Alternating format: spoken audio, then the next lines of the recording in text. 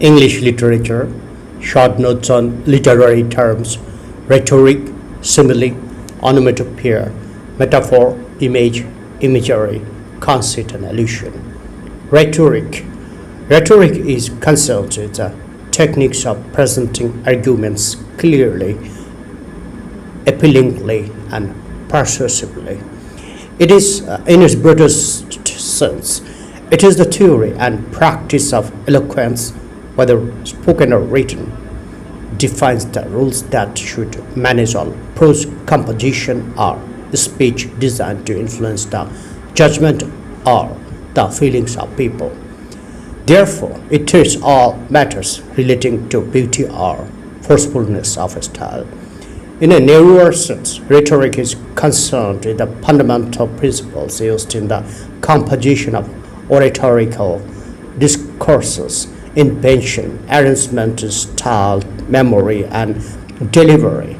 The figures of speech, which are important parts of the rhetoric studies, are simile, metaphor, personification, metonymy, synecdoche, symbol, hyperbole, anticlimax, antithesis, apostrophe, allusion, bathos, climax, conceit, euphemism, exclamation, irony, litotes, onomatopoeia, oxymoron, paradox, imagery, and rhetorical question.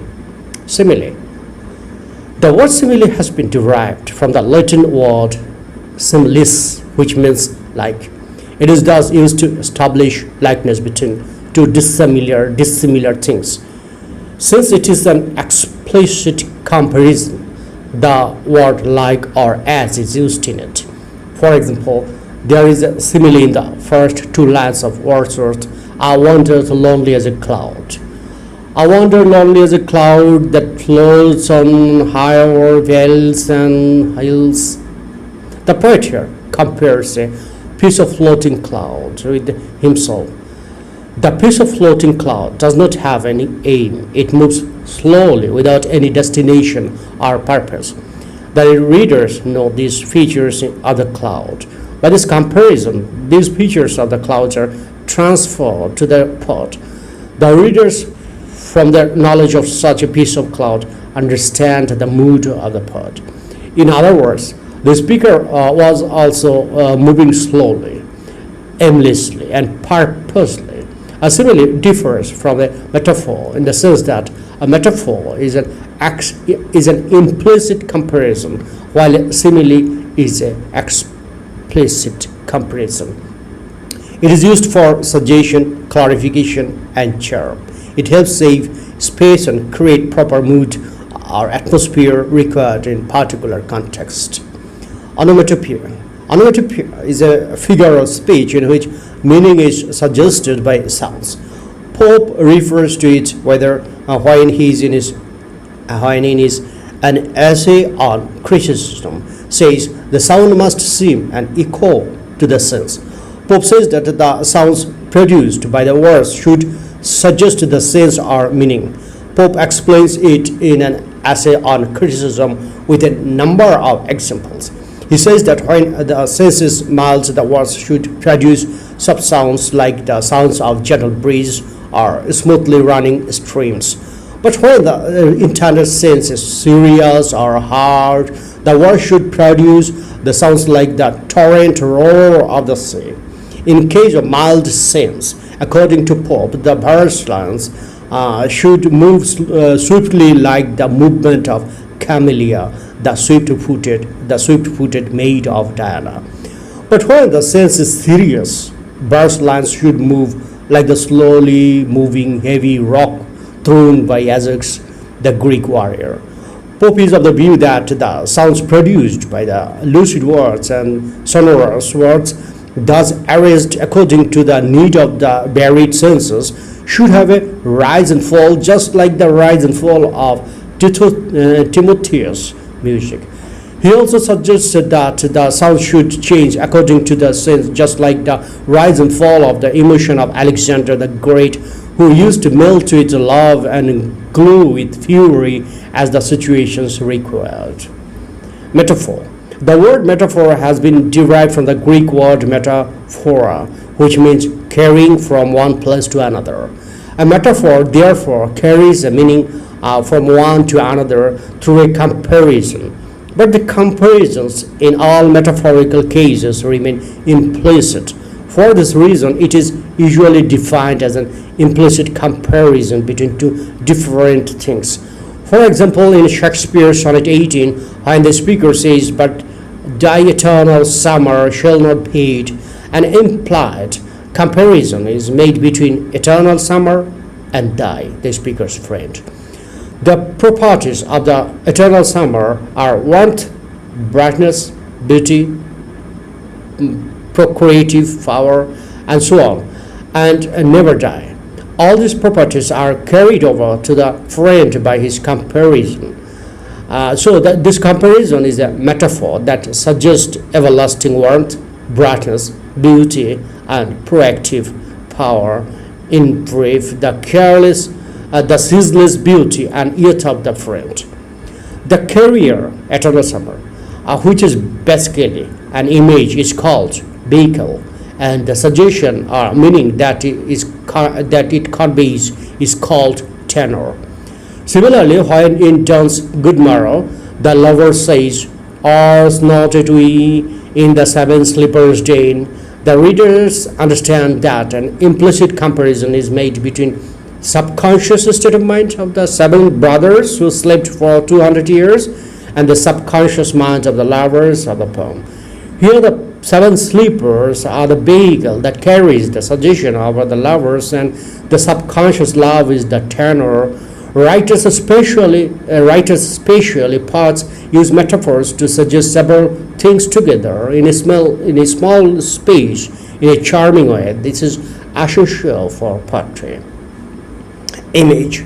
The word image has been derived from the Latin word imago, which means likeness. An image is therefore likeness of something. In other words, it is basically a picture of a particular thing. In literature, pictures are drawn with words. So an image, as Spurgeon defines it, is a picture of words. It is perceived by senses. It may be an external picture described by words, or for example, the picture of a harvester in the following lines of Keats: "To autumn is an image." Sometimes, so whoever seeks abroad may find these sittings careless on the greenery floor, the hair soft lifted by the winnowing wind. An image may also be mental picture reproduced in the mind by senses. The sounds of insects and birds in the last stanza of To Autumn resound in our minds. Each of these sounds is an image. An image may be literal or figurative. It becomes a symbol when it stands for something else. Imagery. Imagery is the total picture produced by the images. It is a collective form of images. It may be external or internal. It may be literal or figurative. It involves the reader's senses for its perception. For instance, all the literal and figurative images in To Autumn produce a total picture of autumn. That total picture is the imagery in the poem. Similarly, Tennyson uses several images in his famous poem Ulysses to produce a complete picture of Ulysses. Some of these images are Ithaca and its savage people, the rainy Hades, windy Troy, the endless horizon, a singing star, Telemachus, mariners, Achilles, underworld, and so on. All these images collectively produce a picture of the great Greek hero Ulysses. That picture is the imagery in the poem. Conceit. A conceit is basically a simile or metaphor.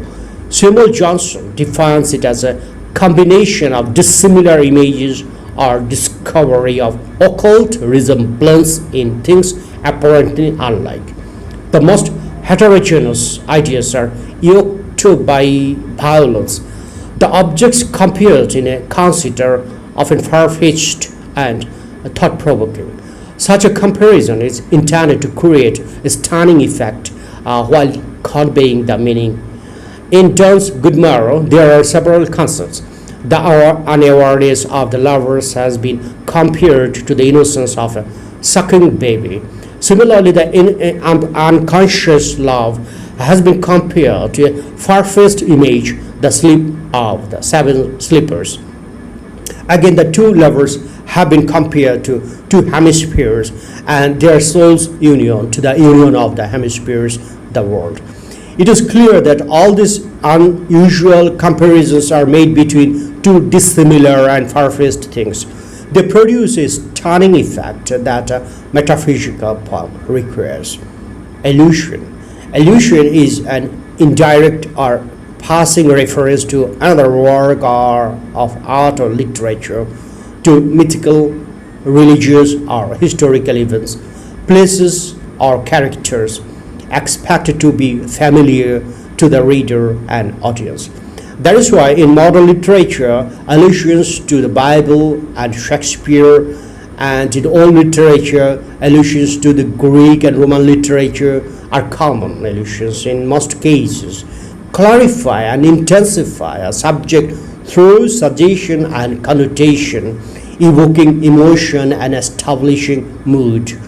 For example, in elegy written in the country Churchill, to suggest the bravery and fearlessness of the humble unknown village people, Gray alludes to John Hampden, the MP for Buckinghamshire during the reign of Charles I. Hampden protested against the taxation on the ship money without the approval of the Parliament, organized the people not to pay this tax, and died for this reason. This allusion of Hampden suggests that the villagers were as fearless as was Hampden, though they lived and died unknown. In the same poem, there are also allusions to the Milton to suggest the mule nature of the villagers, and to Cromwell to indicate the villagers' bravery. Sometimes allusions serve as ironic contrast to show the triviality of the subject, as in the following lines in T.S. Eliot's The Wasteland. The chair she sat in, like a burnished throne, glowed on the marble. Here the allusion to Cleopatra of Shakespeare's Antonian Cleopatra ironically suggests the gaudy artificiality of modern woman. Thank you, viewers, for watching my video.